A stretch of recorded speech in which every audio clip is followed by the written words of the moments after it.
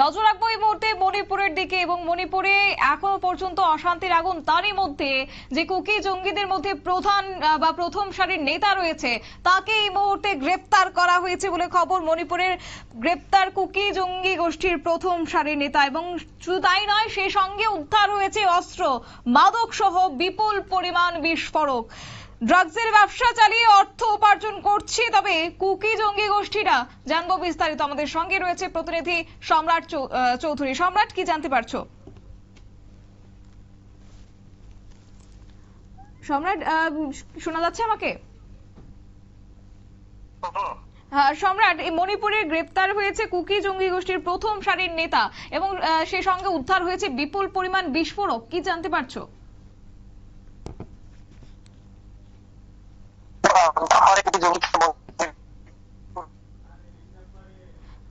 দুঃখিত, আমাদের যোগাযোগ বিচ্ছিন্ন হচ্ছে।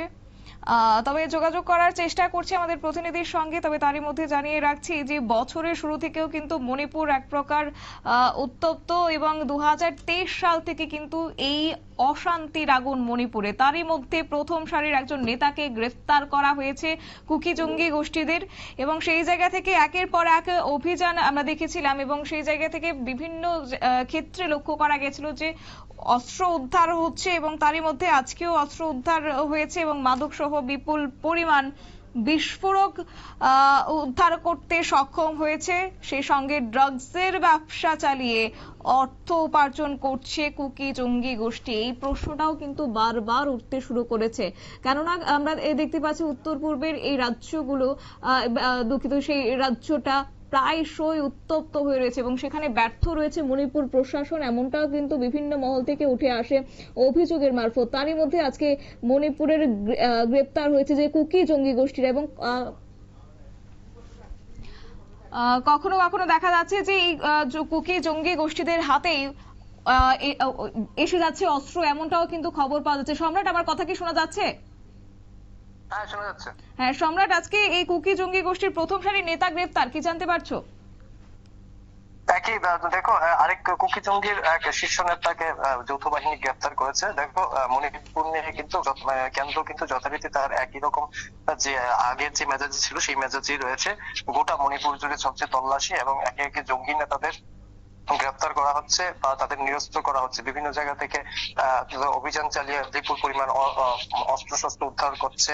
একই রকম ভাবে আবারও এক জঙ্গি নেতাকে গ্রেপ্তার করা হয়েছে, তার কাছ থেকেও বিপুল পরিমাণ অত্যাধুনিক অস্ত্র শস্ত্র সহ মাদক এবং গোলাবারুদ উদ্ধার করেছে। যথারীতি এটি একটা আরেকটি সফল। গত এক সপ্তাহে কিন্তু মণিপুরে সেরকম বড় সাফল্য কিন্তু যৌথ বাহিনী সেরকম একটা বড় সাফল্য পায়নি। আবার মাঝে বেশ কিছুদিন কিন্তু যৌথ বাহিনীদের যে মোতায়েন, সেই মোতায়েন নিয়ে কিন্তু একটি সমস্যা চলছিল গোটা মণিপুর জুড়ে, যেখানে গ্রামবাসীরা বিশেষত কুকি সম্প্রদায় বারবার যৌথ বাহিনীর মোতায়েন নিয়ে বাধা দিয়ে আসছিলেন। অন্যদিকে যৌথ বাহিনীর অভিযোগ ছিল যেসব এলাকাতে মণিপুরের তারা শিবির করতে যাচ্ছে, মূলত ওই এলাকাগুলিকে ঘাঁটি করে কিন্তু কুকি জঙ্গিদের যে বিভিন্ন কার্যকলাপ, সেই এলাকাগুলি ঘাঁটি করে কার্যকলাপ চলছে। তো যে বিষয়টা দাঁড়ালো যে এলাকাতে জঙ্গিরা ঘাঁটি করে তাদের জঙ্গি কার্যকলাপ চালাচ্ছে, সেই এলাকায় যখন যৌথ বাহিনী শিবির করতে যাচ্ছে, বাধা হয়ে দাঁড়াচ্ছে বিভিন্ন গ্রামবাসী, মূলত কুকি সম্প্রদায়ভুক্ত, সঙ্গে কিছু স্থানীয় যে সংগঠনগুলি রয়েছে, সেই সংগঠনগুলিও কিন্তু পাশাপাশি এসে দাঁড়িয়ে বাধা দিচ্ছে। তো সেই পরিস্থিতিতে গত এক সপ্তাহ উঠে এসে যৌথ বাহিনী আবার অভিযান শুরু করেছে, এবং তাতে আবার একটি ভালো সাফল্য। এই ধরনের নেতৃস্থানীয় জঙ্গি নেতাদের গ্রেপ্তার করে যৌথ বাহিনী কিন্তু যে কুকি যে বিক্ষুব্ধ গোষ্ঠীটি রয়েছে সেগুলিকে নিরস্ত্র করে বা নিয়ন্ত্রণে আনতে চাইছে। সেই জায়গায় আরেকটি সাফল্য।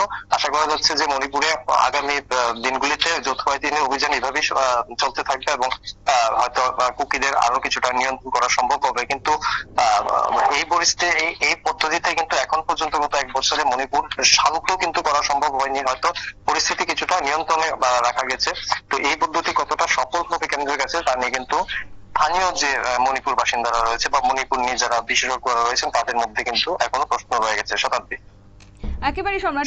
সেই জায়গা থেকে আজকে যেভাবে প্রথম সারি নেতাকে গ্রেফতার করা হয়েছে এবং তার কাছ থেকে কি এই অস্ত্রগুলি উদ্ধার করা হয়েছে, নাকি অন্য কোনো জায়গাতে এই অস্ত্র এবং মাদকগুলি কার্যত তারা রেখে দিত বা তারা এই কালেক্ট করতো?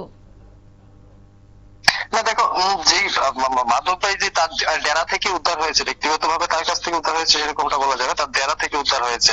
এবং এই যে ড্রাগ এবং যে অস্ত্র, মূলত মণিপুরে কিন্তু ড্রাগের সমস্যা দীর্ঘদিনের, এবং এই ড্রাগের সঙ্গে কিন্তু অস্ত্রের যে ব্যবসা রয়েছে, সেই ব্যবসার একটা নিবিড় সম্পর্ক রয়েছে।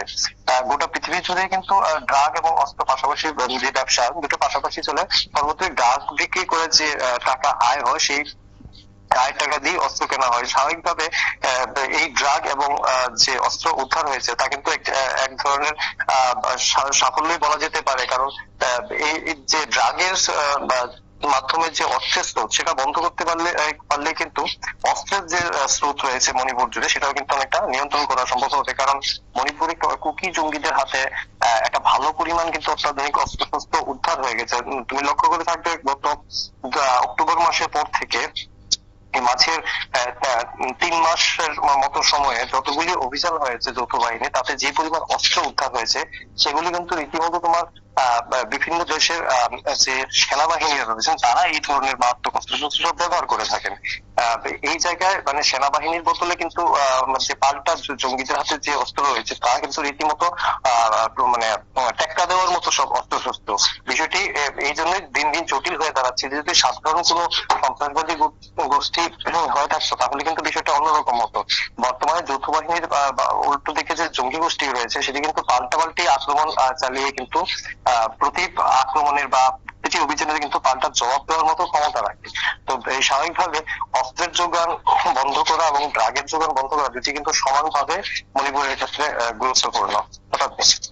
সম্রাট, এই যে মণিপুরে কার্যত অশান্তি সেটা যেন থামছেই না এবং সেই জায়গায় পরিস্থিতি নিয়ন্ত্রণে আনার চেষ্টা করা হচ্ছে, তবে কি বলা যায় যে চ্যালেঞ্জ কেন্দ্রের জন্য এটা উত্তর পূর্বের এই রাজ্য রীতিমতো চ্যালেঞ্জ হয়ে দাঁড়াচ্ছে? উত্তর পূর্বের এই রাজ্য রীতিমতো চ্যালেঞ্জ হয়ে দাঁড়াচ্ছে না, রীতিমতো চ্যালেঞ্জ হয়েই আছে। গত 1 বছর যাবত দেশের একটি রাজ্যে এরকম মানে বিশেষ পরিস্থিতি, যে জায়গায় কোনোভাবে কোনো নিয়ন্ত্রণের কোনো উদ্যোগ লক্ষ্য করা যাচ্ছে না। শুধুমাত্র সেনাবাহিনী পাঠিয়ে যে কেন্দ্র যে তার সাফল্য দেখাতে চাইছিল, সেই জায়গায় কিন্তু কেন্দ্র কিন্তু তেমন একটা সাফল্য পাচ্ছে না। মানে সেনাবাহিনীর অভিযান শুরু হলে মণিপুর শান্ত হয়ে যাবে বলে যে একটা ধারণা করা হচ্ছিল, তা কিন্তু নয়। কারণ সেনাবাহিনীর যৌথ সেনাবাহিনীর অভিযান বা সেনাবাহিনীর যে বিশেষ ক্ষমতা আইন, সেটাও প্রায় 3 মাসের অধিক সময় ধরে লাগু হয়ে আছে। পরিস্থিতি কিন্তু তেমন একটা নিয়ন্ত্রণে নয়। মাঝে মধ্যে কিছু জঙ্গি নেতা বা জঙ্গি ধরা পড়ছে, অস্ত্র উদ্ধার হচ্ছে ঠিকই, কিন্তু তাতে কিন্তু পরিস্থিতি তেমন একটা পরিবর্তন হচ্ছে বলে কিন্তু মণিপুরবাসীরা মনে করছেন না। তাই স্বাভাবিকভাবে এই গোটা 1 বছরের বেশি সময় ধরে কিন্তু পরিস্থিতি বেশ চ্যালেঞ্জিং, মানে চ্যালেঞ্জ হয়ে আছে কেন্দ্র সরকারের জন্য। আর সেই জায়গায় বিষয়টিকে যতটা গুরুত্ব দিয়ে দেখা উচিত ছিল বা দেখার কথা, সেরকম কিন্তু কোনো উদ্যোগ কিন্তু কেন্দ্রের তরফে লক্ষ্য করা যাচ্ছে না। আর রাজ্য সরকার তো প্রথম থেকেই বিষয়টি নিয়ে কিন্তু বিফল, যার কারণে কেন্দ্র সরাসরি ভাবে হস্তক্ষেপ করতে মানে রীতিমতো বাধ্য হয়ে হস্তক্ষেপ করেছে।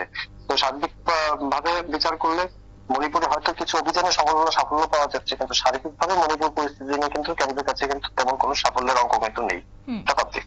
ধন্যবাদ সম্রাট। অর্থাৎ মণিপুরের প্রশাসন প্রথমেই কার্যত তারা ব্যর্থতার ছবি লক্ষ্য করা গেছে এবং সেই জায়গা থেকে রীতিমতো উত্তপ্ত এবং অশান্ত মণিপুর, এবং কেন্দ্রের কাছেও যেন রীতিমতো চ্যালেঞ্জিং হয়ে দাঁড়াচ্ছে এই মণিপুরের শান্তি ফেরাতে। নিয়ে নিচ্ছি ছোট্ট একটি বিজ্ঞাপন বিরতির সঙ্গে থাকুন।